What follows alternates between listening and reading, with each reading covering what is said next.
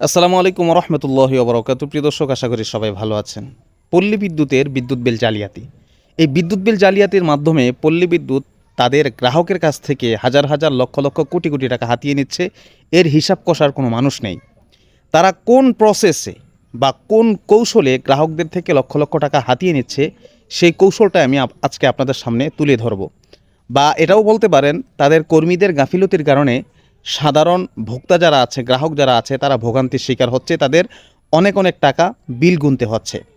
এটা কিভাবে আমি আপনাদেরকে বিস্তারিত বলছি। যারা ভিডিওটা প্লে করেছেন স্কিপ না করে শেষ পর্যন্ত দেখবেন, এবং যারা আমার এই কথাগুলোর সাথে একমত হবেন, যারা এই সমস্যায় পড়বেন বা পড়েছেন, তারা অবশ্যই কমেন্টে আপনাদের বিষয়টা জানিয়ে ভিডিওটা শেয়ার করে সকলকে দেখার সুযোগ করে দেবেন, যাতে সবাই বিষয়টা বুঝতে পারে, এবং শেয়ার করে পল্লী বিদ্যুতের কর্মকর্তা যারা আছে তাদের কাছ পর্যন্ত পৌঁছে দেবেন। পল্লী বিদ্যুতের পোস্টপেড যেই মিটারগুলো আছে, সেই মিটারগুলো সিস্টেম হলো, গ্রাহক কত ইউনিট ব্যবহার করেছে সেই ইউনিটটা লেখার জন্য প্রত্যেক মাসের নির্দিষ্ট একটা সময়ে একজন কর্মী আসেন। তারা এসে প্রত্যেকটা মিটারের ইউনিট লিপিবদ্ধ করে অফিসে নিয়ে জমা দেন। আর অফিস সেই ব্যবহৃত ইউনিটের উপর ভিত্তি করে তারা তার মাসিক যে চার্জটা আছে, বিদ্যুৎ বিলটা আছে, সেটাকে বিদ্যুৎ বিলের কাগজের মধ্যে উত্তোলন করে দেয়।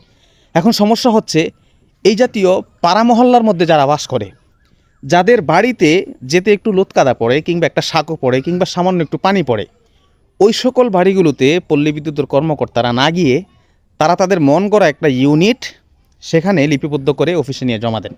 তো যেই ইউনিটটা তিনি মন গড়া লিখে যান, সেই ইউনিটটা কখনো বেশি হয়, কখনো কম হয়। আর আপনারা তো জানেন যে মানুষ সাধারণত যে কোনো জিনিসের ক্ষেত্রে, নিজের ক্ষেত্রে কখনো কমটা কেউ চায় না।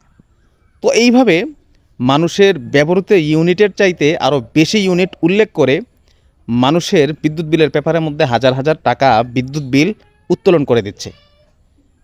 যার ফলে দেখা যায় আগের মাসের এবং পরের মাসের বিদ্যুৎ বিলের মধ্যে আকাশ পাতাল ডিফারেন্স, শুধুমাত্র তাদের এই গাফিলতির কারণে।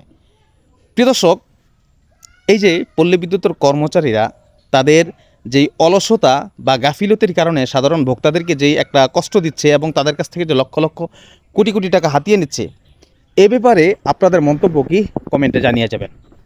আর আপনাদের সাথে কি কখনো এরকম ঘটনা ঘটেছে?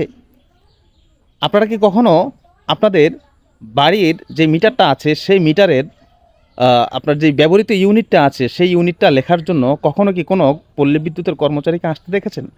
যদি আসতে না দেখেন, তাহলে অবশ্যই আপনাকে বুঝতে হবে যে তারা আপনার মিটারের উপর একটা আইডিয়া করে তারা আপনার ব্যবহৃত ইউনিট খাতার মধ্যে তুলে সেটা অফিসে জমা দিচ্ছে, আর সেই অনুযায়ী আপনি বিল জমা দিচ্ছেন। তো আপনার ব্যবহৃত ইউনিট কখনো কম হতে পারে, তাদের লেখায় বেশি থাকতে পারে, আবার কখনো বেশি হতে পারে, তাদের লেখায় কম থাকতে পারে। তবে কম থাকার সম্ভাবনাটা খুব কম, তাদের খাতার মধ্যে সবসময় বেশিই উঠবে, এটাই সাধারণ জিনিস।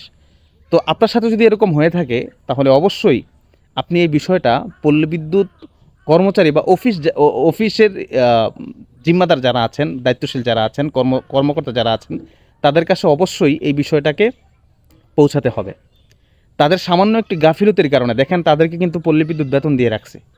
বেতন দিয়ে রাখার পরেও সামান্য একটু পানি কিংবা একটু কাদা থাকার কারণে তারা মানুষের মিটারের ব্যবহৃত ইউনিটটা উত্তোলন না করে আইডিয়ার উপর একটা ইউনিট উত্তোলন করে সেটার উপর মানুষের বিল পেপার তৈরি করে দিচ্ছে। আর এদিকে সাধারণ মানুষ শত শত টাকা, হাজার হাজার টাকা অতিরিক্ত বিল গুনছে। তো প্রিয় দর্শক, আপনার সাথে যদি কখনো এরকম দুই নাম্বারই হয়ে থাকে বা এরকম ঘটনা ঘটে থাকে, তাহলে অবশ্যই আপনি ভিডিওতে আপনার মতামতটা জানিয়ে যাবেন, এবং এই ভিডিওটা শেয়ার করে পল্লী বিদ্যুতের কর্মকর্তা কর্মচারী যারা আছে তাদের কাছ পর্যন্ত পৌঁছে দিতে সহযোগিতা করবেন।